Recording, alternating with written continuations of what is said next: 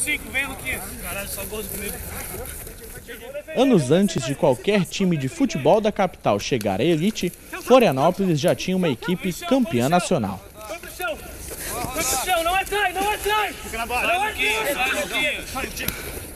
O rugby, ainda que amador no país, trouxe à cidade um título brasileiro pela primeira vez em 1996.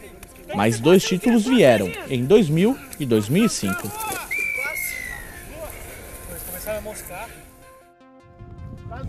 Hoje, 5 times atuam nos 4 cantos da cidade, de olho nas Olimpíadas de 2016 e trabalhando para mostrar que no Brasil nem tudo é futebol. Ainda que estes esportes sempre estejam à sombra dos holofotes.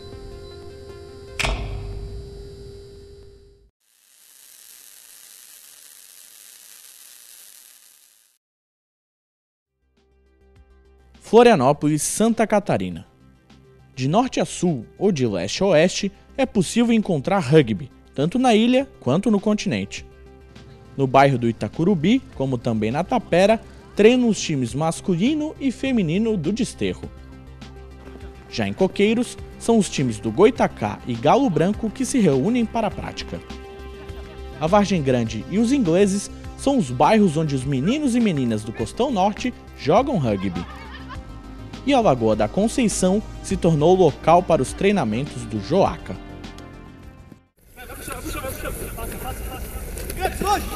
Longe! Chão! Vem comigo, vem comigo! Chão! Vai, entra, passa! Não solta a bola assim! A modalidade do rugby nasceu no início do século XIX, como um ramo dos vários esportes na época chamados de futebol.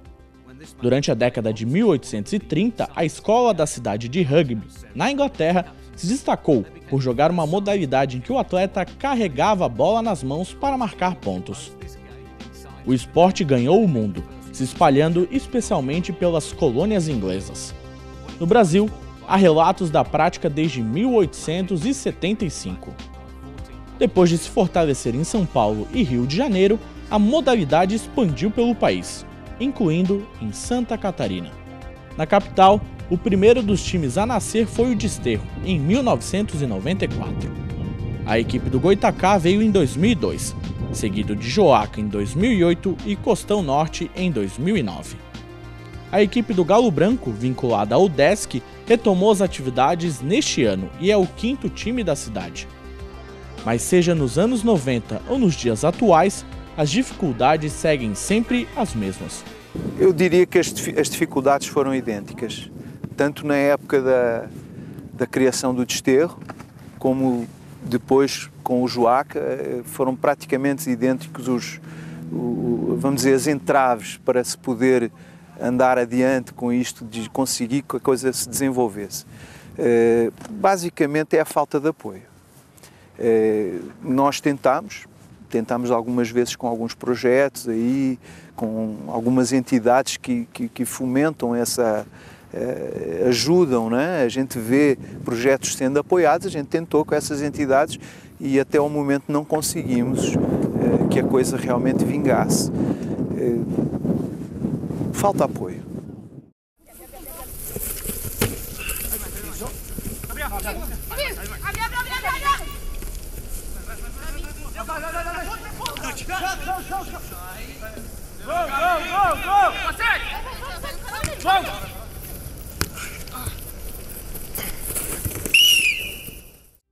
O rugby foi um esporte completamente amador no mundo todo até o meio da década de 90. Hoje em dia, existem campeonatos profissionais na Europa, Austrália, África do Sul, Nova Zelândia, Japão, entre outros países. No Brasil, a modalidade ainda é amadora, trazendo dificuldades tanto aos clubes tradicionais quanto aos mais novos. Já existiram alguns patrocínios ao longo, o clube já vai fazer daqui a pouco 20 anos, então já teve.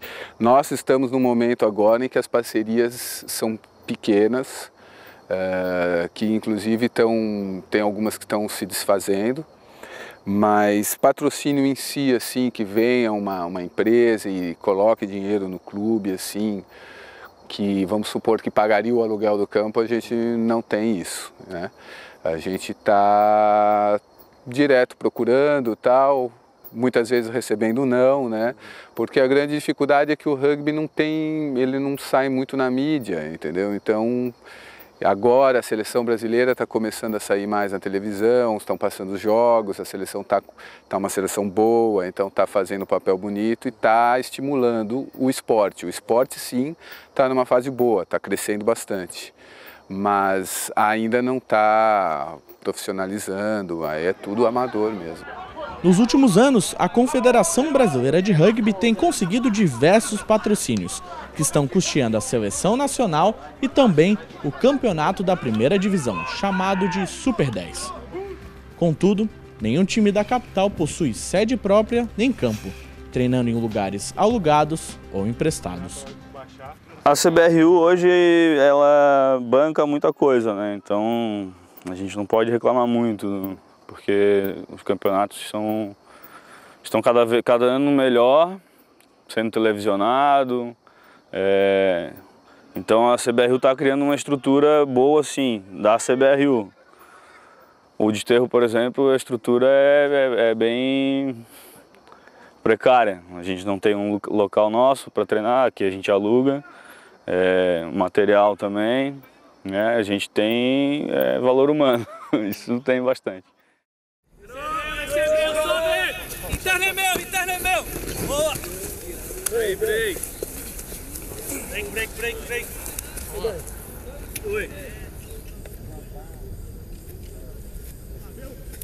Vai lá, agache, segurem, forme!